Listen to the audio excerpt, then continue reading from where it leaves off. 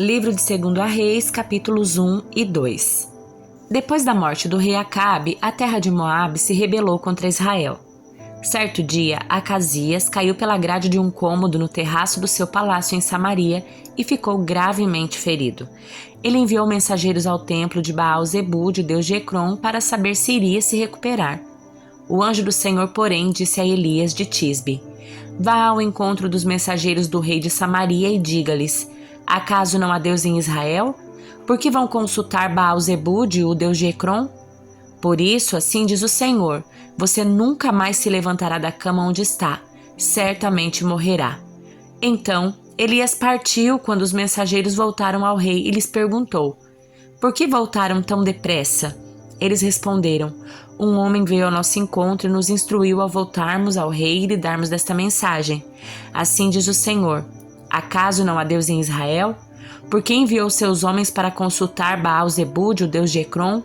Por isso nunca mais se levantará da cama onde está, certamente morrerá. Como era o homem que anunciou essa mensagem? Perguntou o rei. Eles responderam: Vestia as roupas feitas de pelos e usava um cinto de couro. Era Elias de Tisbe, exclamou o rei. Em seguida enviou um capitão do seu exército com 50 soldados para prender Elias. Eles o encontraram sentado no alto de um monte. O capitão lhe disse: Homem de Deus, o rei ordena que você desça conosco. Elias respondeu ao capitão: Se sou homem de Deus, que desça fogo do céu e destrua você e seus 50 soldados. Então desceu fogo do céu e matou todos eles. O rei enviou outro capitão com 50 soldados. O capitão disse a Elias: Homem de Deus, o rei ordena que você desça imediatamente. Elias, porém, respondeu: Se sou homem de Deus, que desça fogo do céu e destrua você e seus 50 soldados. Novamente desceu fogo do céu e matou todos eles. Pela terceira vez, o rei enviou um capitão com 50 soldados. Esse capitão, porém, subiu o monte todo, ajoelhou-se diante de Elias e implorou: Ó homem de Deus, por favor, poupe minha vida e a vida destes seus 50 servos. Sabemos que desceu fogo do céu e destruiu os outros 2 capitães e seus grupos de soldados. Mas agora peço que poupe minha vida. Então o anjo do Senhor disse a Elias: Desça com ele e não tenha medo. Assim Elias se levantou, desceu e foi falar com o rei. Elias disse ao rei: Assim diz o Senhor: Por que enviou mensageiros para consultar Baal-Zebude, o deus de Ecrom? Acaso não é Deus em Israel? Por isso você nunca mais se levantará da cama onde está e certamente morrerá. Então, Acasias morreu, conforme o Senhor havia anunciado por meio de Elias. Acasias não tinha nenhum filho para reinar em seu lugar, de modo que seu irmão Jorão foi seu sucessor.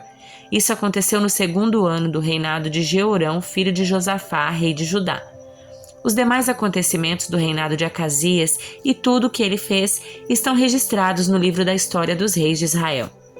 Quando o Senhor estava para levar Elias ao céu num redemoinho, Elias e Eliseu partiram de Gilgal. No caminho, Elias disse a Eliseu: Fique aqui, pois o Senhor me mandou ir a Betel. Eliseu, porém, respondeu: Tão certo como vive o Senhor e tão certo como a sua própria vida, não o deixarei. E desceram juntos a Betel. O grupo de profetas de Betel foi ao encontro de Eliseu e lhe perguntou: Você sabe que o Senhor levará seu mestre hoje? Sim, eu sei, respondeu Eliseu, mas não falem sobre isso. Então Elias disse a Eliseu: Fique aqui, pois o Senhor me mandou ir a Jericó. Mas Eliseu respondeu novamente: Tão certo como vive o Senhor e tão certo como a sua própria vida, não o deixarei. E foram juntos a Jericó. O grupo de profetas de Jericó foi ao encontro de Eliseu e lhe perguntou: Você sabe que o Senhor levará seu mestre hoje? Sim, eu sei, respondeu Eliseu, mas não falem sobre isso. Então Elias disse a Eliseu: Fique aqui, pois o Senhor me mandou ir ao Jordão. Mais uma vez, porém, Eliseu respondeu: Tão certo como vive o Senhor e tão certo como sua própria vida, não o deixarei. E seguiram juntos pelo caminho. 50 homens do grupo de profetas também foram e observaram de longe quando Elias e Eliseu pararam junto ao rio Jordão. Elias dobrou seu manto e bateu com ele nas águas. O rio se abriu e os dois atravessaram em terra seca. Quando chegaram à outra margem, Elias disse a Eliseu: Diga-me o que posso fazer por você antes de ser levado embora? Eliseu respondeu: Peço-lhe que eu receba uma porção dobrada do seu espírito e me torne seu sucessor. Elias respondeu: o que você pediu é uma tarefa difícil, mas se me vir quando eu for separado de você, receberá o que pediu. Caso contrário, não será atendido. De repente, enquanto caminhavam e conversavam, surgiu uma carruagem de fogo puxada por cavalos de fogo. Passou entre os dois e os separou. E Elias foi levado para o céu num redemoinho. Eliseu viu isso e gritou: meu pai, você era como os carros de guerra de Israel e seus cavaleiros. E quando ele sumiu de vista, Eliseu rasgou as roupas ao meio. Em seguida, pegou o manto de Elias que tinha caído e voltou à margem do Jordão. Bateu nas águas com o manto e gritou: onde está o Senhor, o Deus de Elias? Então o rio se dividiu e Eliseu o atravessou. Quando os membros do grupo de profetas de Jericó viram o que havia acontecido, exclamaram: o espírito de Elias repousa sobre Eliseu. Então foram encontrar-se com Eliseu e se curvaram com o rosto no chão diante dele. Disseram: nós, seus servos, temos 50 homens corajosos que podem procurar seu mestre no deserto. Talvez o espírito do Senhor o tenha deixado em algum monte ou em algum vale.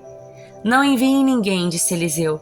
Mas insistiram tanto que, por fim constrangido, ele consentiu. Está bem, enviem os homens. Os 50 homens procuraram por 3 dias, mas não encontraram Elias. Eliseu ainda estava em Jericó quando eles voltaram e disse: não lhes falei que não fossem? Certo dia, alguns moradores de Jericó disseram a Eliseu: temos um problema, meu senhor. A cidade está situada numa boa região, como o senhor pode ver. Contudo, a água não é boa e a terra é improdutiva. Eliseu disse: tragam-me uma tigela nova cheia de sal. E fizeram o que ele pediu. Eliseu foi à nascente que abastecia a cidade com água e jogou ali o sal. Disse ele: assim diz o Senhor, purifiquem esta água. Ela não causará mais morte nem tornará a terra improdutiva. E desde então a água permanece pura, conforme a palavra de Eliseu. Eliseu saiu dali e foi a Betel.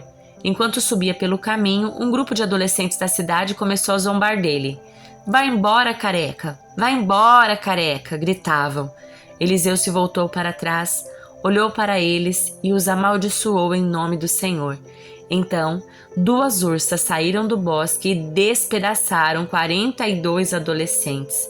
Dali, Eliseu foi para o Monte Carmelo e, por fim, voltou a Samaria. Salmo de número 80. Ouve, ó pastor de Israel, que conduz os descendentes de José como um rebanho. Tu que estás entronizado acima dos querubins, manifesta teu esplendor a Efraim, Benjamim e Manassés. Mostra-nos teu poder e vem salvar-nos. Restaura-nos, ó Deus. Que a luz do teu rosto brilhe sobre nós.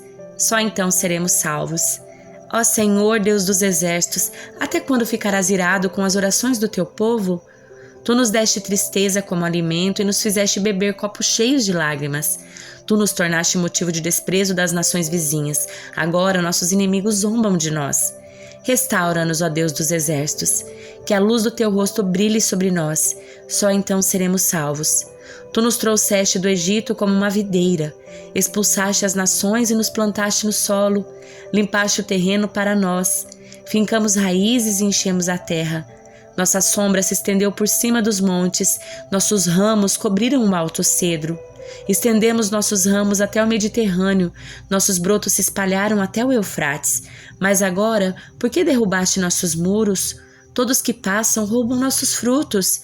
Os javalis da floresta devoram a videira, animais selvagens se alimentam dela. Ó Deus dos exércitos, suplicamos que voltes. Olhas dos céus e vê a nossa aflição, cuida desta videira que tu mesmo plantaste, o filho que criaste para ti.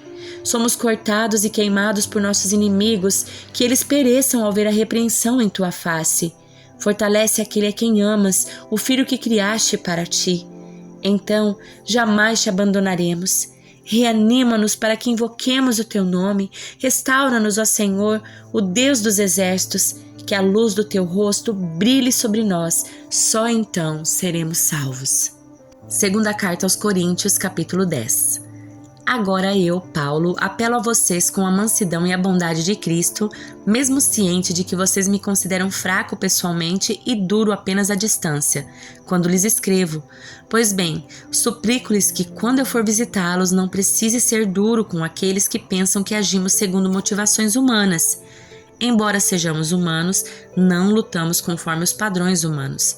Usamos as armas poderosas de Deus e não as armas do mundo para derrubar as fortalezas do raciocínio humano e acabar com falsos argumentos. Destruímos todas as opiniões arrogantes que impedem as pessoas de conhecer a Deus. Levamos cativo todo pensamento rebelde e os ensinamos a obedecer a Cristo. E depois que vocês se tornarem inteiramente obedientes, estaremos prontos para punir todos que insistirem em desobedecer. Vocês se preocupam apenas com o que é aparente. Aqueles que afirmam pertencer a Cristo devem reconhecer que pertencemos a Cristo tanto quanto eles. Pode parecer que estou me orgulhando além do que deveria da autoridade que o Senhor nos deu, mas nossa autoridade visa edificar vocês e não destruí-los. Portanto, não me envergonharei de usá-la.